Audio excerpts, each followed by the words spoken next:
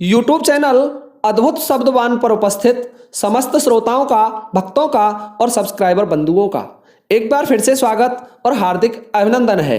श्रोताओं, जैसा कि आप जानते हैं, मैं आपको प्रतिदिन एक रहस्यमय वीडियो लेकर के उपस्थित होता हूं और आज भी आपकी सेवा में एक रहस्यमय वीडियो लेकर के उपस्थित हुआ हूं। इस वीडियो के लिए मुझे जो कमेंट आया है, वो कमेंट करने वाले हमारे दो महान सब्सक्राइबर हैं। पहले सब्सक्राइबर हैं श्रीमान विवेक रैकवार जी, और विवेक रैकवार जी ने एक पहेली पूछी है और वो पहेली को लिखते हैं, राम की बहन भरत की सारी, भयो न बिहार रही ना क्वारी। अच्छा जी। और दूसरे जो मोहनदीप कौर जी हैं, वो भी इसी पहेली को लिखते हैं और कहते हैं, राम की बहन भरत की सारी, कई कारण ते रह गई क्वारी। अच्छा जी, ये पूछते हैं और नीचे लिखते हैं, गुरुजी इसमें राम की बहन किसे कहा गया है और भरत की सारी किसे कहा गया है। पहेली ये दोनों अलग अलग हैं, मैं आपको बताना चाहूंगा, पर कुछ विद्वान इन पहेलियों को एक कर देते हैं और एक करके इसका अर्थ अयोध्या की राज्य गद्दी से लगा देते हैं। तो देखिए, जो श्रीमान मोहनदीप कौर जी, जो द्वारका गुजरात के रहने वाले हैं, उन्होंने पहेली पूछी है कि राम की बहन भरत की सारी, कई कारण ते रह गई क्वारी।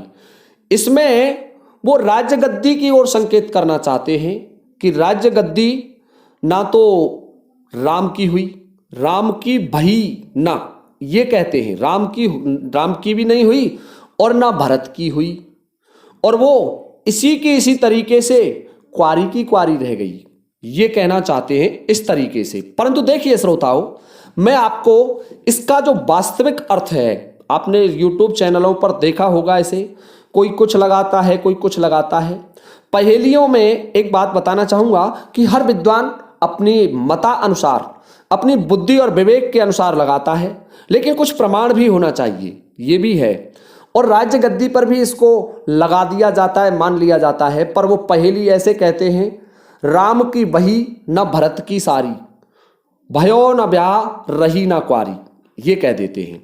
तो उसे राज्य गद्दी पर लगाया जा सकता है, परंतु मैं आपको इसे वास्तविक रूप से लगा करके बताऊंगा और प्रमाण सहित बताऊंगा।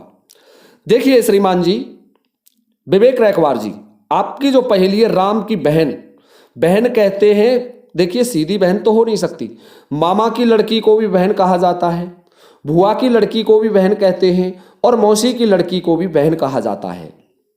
तो वो लड़की है जो बहन है, राम की बहन है, भरत की सारी, और सारी किसे कहते हैं, जो अपनी पत्नी की छोटी बहन होती है उसे सारी कहते हैं। तो देखिए, राम की बहन अर्थात राम की तो एक लड़की बहन लग रही है और वो भरत की सारी लगती है नाते में। होयो ना ब्याह रही ना क्वारी, और उसका विवाह भी नहीं हुआ और वो क्वारी भी नहीं रही। बड़ा विचित्र प्रश्न है कि क्या ऐसा हो सकता है दोनों चीजें एक साथ, कि ना ब्याह हो और ना क्वारी रहे। तो देखिए श्रोताओं, ऐसा हुआ है, मैं आपको बता रहा हूं। एक कथा आती है बिलंका रामायण में। बिलंका रामायण उड़िया भाषा में है, यदि किसी के पास हो तो उसमें देख सकते हैं इस कथा को, परंतु मेरी कथा का यहाँ से कॉपी करने वाले बहुत हैं, मैं उसका पेज आपको नहीं बताऊंगा। तो देखिए श्रीमान विवेक रैकवार जी, आइए हम अपनी मूल कथा पर चलते हैं। कौशल्या की बात करते हैं, चलते हैं सीधे दक्षिणी कौशल में। दक्षिणी कौशल की राजधानी थी श्रावस्ती, और वहां सुकौशल नामक महाराजा राज्य करते थे। सुकौशल की पत्नी का नाम अमृत प्रभा था और उनके गर्भ से 5 कन्याओं का जन्म हुआ। देखिए, सुकौशल नरेश के कोई पुत्र नहीं था, अर्थात कौशल्या के कोई भाई नहीं था, यह भी फिक्स है। उसके 5 पुत्रियां थी। सबसे बड़ी कौशल्या थी, जो महाराजा दशरथ के लिए विवाही गई थी। दूसरी बरसणी थी, जो रोमपाद था, अंग देश का राजा, अंग नरेश, उसके लिए विवाही गई थी। तीसरी सुमित्रा भी कुछ कथाओं के अनुसार महाराजा सुकौशल की पुत्री बताई जाती है और कौशल्या की छोटी बहन बताई जाती है, पर कुछ कथाओं में सुमित्रा को दूसरे देश की राजकुमारी बताया जाता है। और चौथी जो पुत्री थी उसका नाम था चंद्रेश, और जो 5वें नंबर की पुत्री थी उसका नाम था रत्नेश। रत्नेश, चंद्रेश, रत्नेश, वर्षणी, कौशल्या और सुमित्रा। तो देखिए श्रोताओं, दो तो महाराजा दशरथ को ब्याही थी, सुमित्रा और कौशल्या। वर्षणी ब्याही थी अंग नरेश, रोमपाद को। और जो रत्नेश थी, चंद्रेश का कहीं विवरण मुझे मिला नहीं है। और जो रत्नेश थी वो कुशध्वज, महाराजा जनक उनके छोटे भाई थे कुशध्वज, उनके लिए विवाही थी। और कुशध्वज के 2 रानियां थी, राजा जनक के छोटे भाई थे, उनके 2 रानियां थी। बड़ी रानी का नाम चंद्रभागा था और छोटी रानी का नाम रत्नेश था, जो कि कौशल्या की सगी बहन थी। अब देखिए श्रीमान जी, यहां से आपकी पहेली का अर्थ लगेगा। जो बड़ी पत्नी थी चंद्रभागा, राजा कुशध्वज जनक के छोटे भाई की, उसके गर्भ से 2 कन्याओं का जन्म हुआ। मांडवी बड़ी थी और सुरतकीर्ति छोटी थी। और उर्मिला का जन्म हुआ था राजा जनक के घर, सुनैना के गर्भ से, और सीता माता पृथ्वी के गर्भ से निकली थी।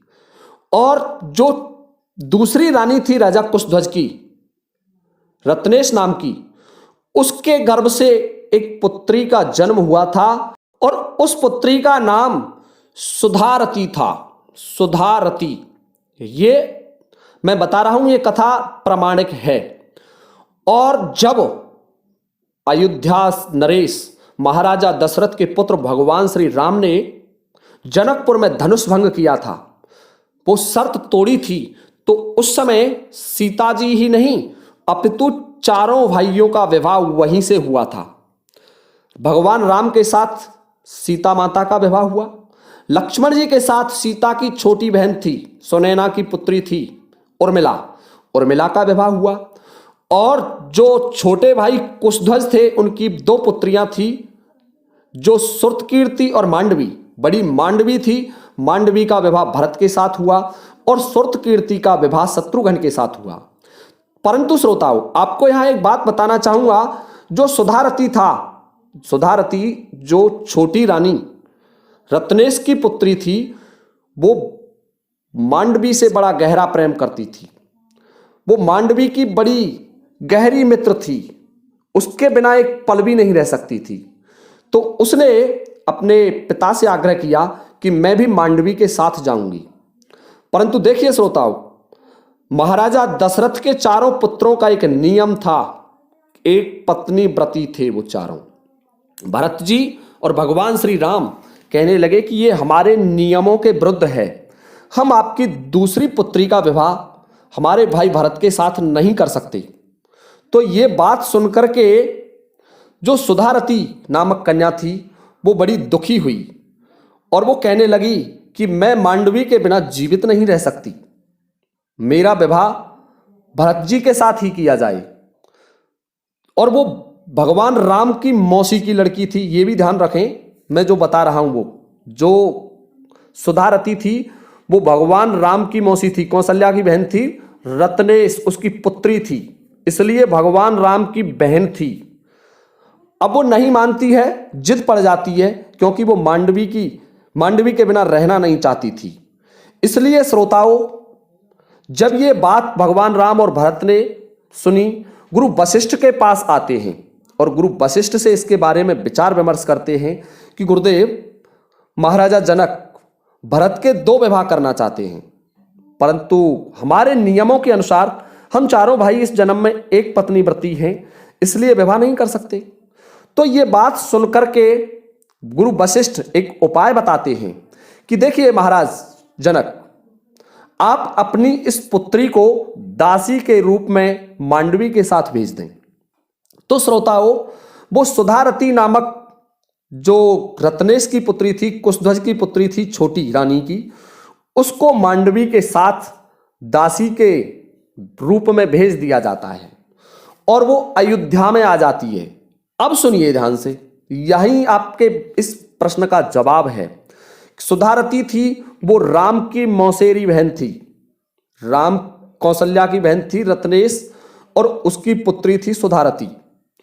और जब वो भरत के यहां दासी बनकर के आ गई तो आप जानते हैं कि दासियों का विवाह नहीं होता, उसका विवाह नहीं हुआ था। परंतु दूसरी बात आप ये भी जानते हैं कि दासियां कुंवारी भी नहीं मानी जाती। क्यों नहीं मानी जाती है?